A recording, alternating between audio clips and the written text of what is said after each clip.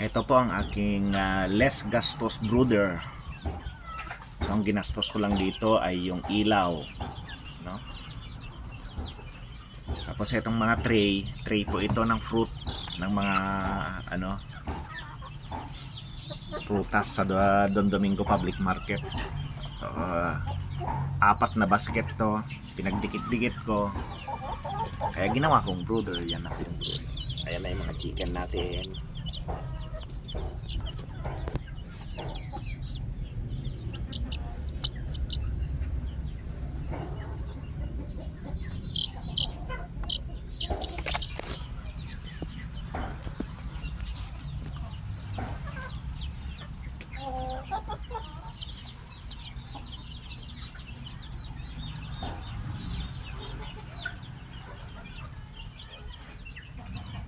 Tapos pagka medyo malaki na sila, pag mag 21 days na sila, bubuksan ko naman na itong karton na ito.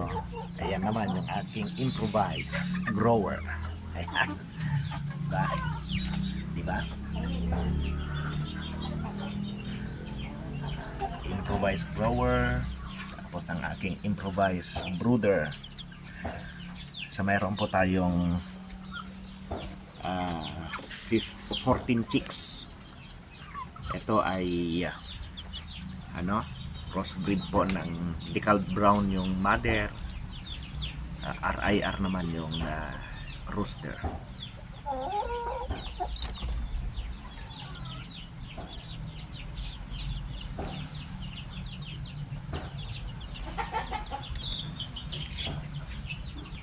Tapos hindi karton yung nilagay kong ano, dingding niya, mating.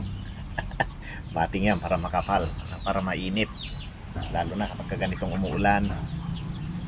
Ayan sila, gusto nilang tumalon, gusto nilang lumabas.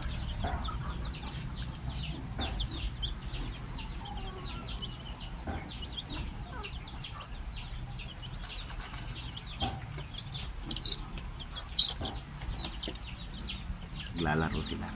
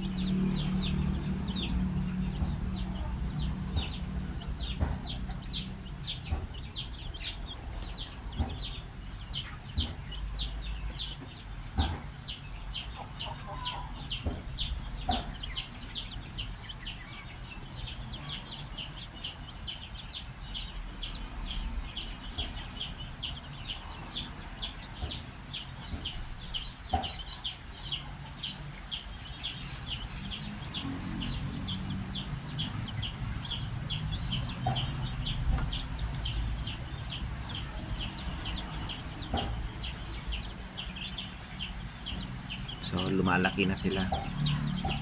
Sila na po ngayon ay 7 days old. So 1 week old na itong mga chicks.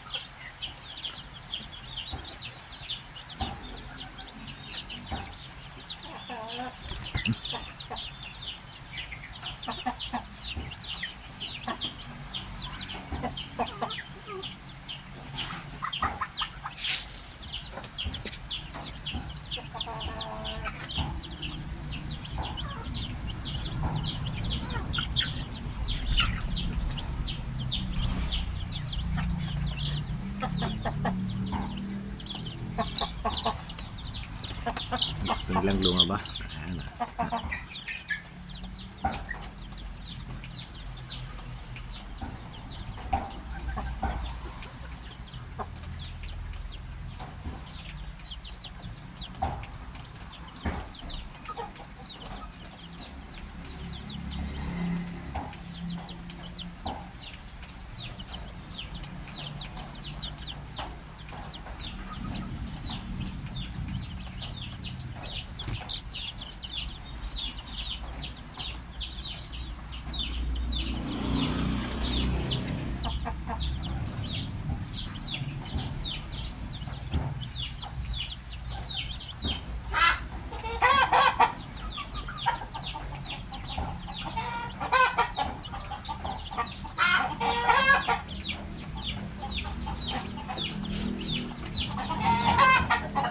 kasi maingay itong mga manok.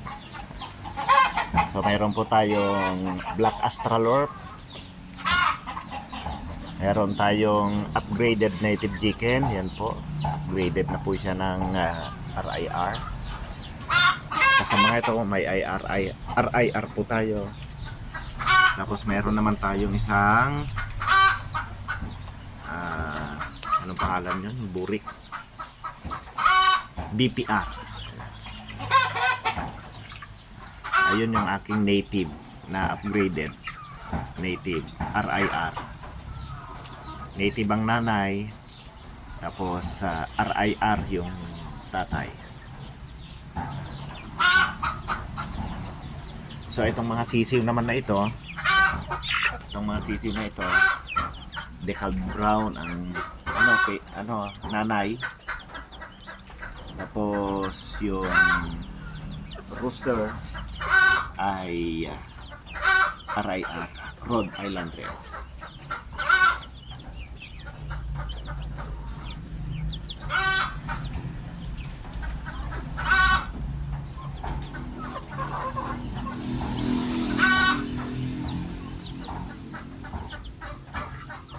Nandito yung tubig nila, hindi ko pa nilalagay. Mamaya ko pa ilalagay. Noorin muna sila.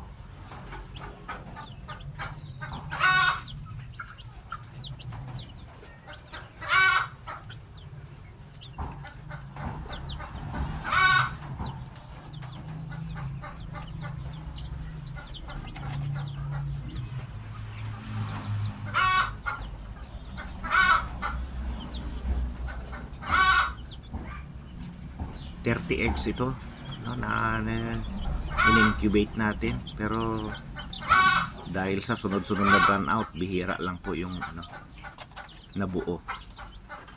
14 lang yung nabuo. Sana maging healthy sila kahit nakulang yung init nung ini-incubate natin.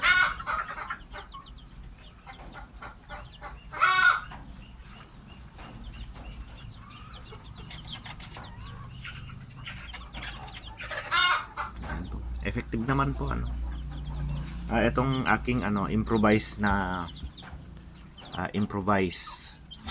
brooder ay mga yon, yung mga RIR natin, kasi fertile egg na binili po natin yung mga RIR. So dito naman natin sila brinod noon. Okay naman, ayun healthy naman sila, kapakaulan nga lang. Tapos vegetarian po ang aking mga manok. Ayan, gulay nila.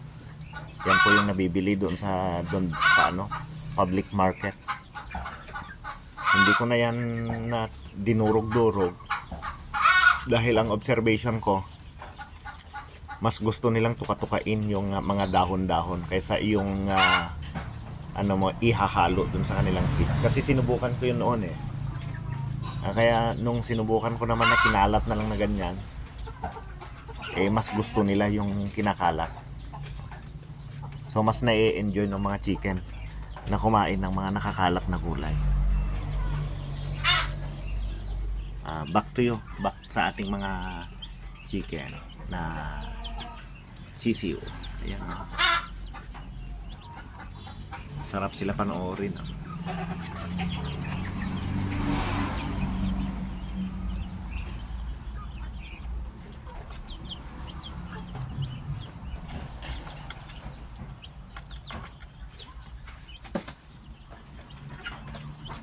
Thank you so much guys. Subukan kong mag-post sa aking YouTube.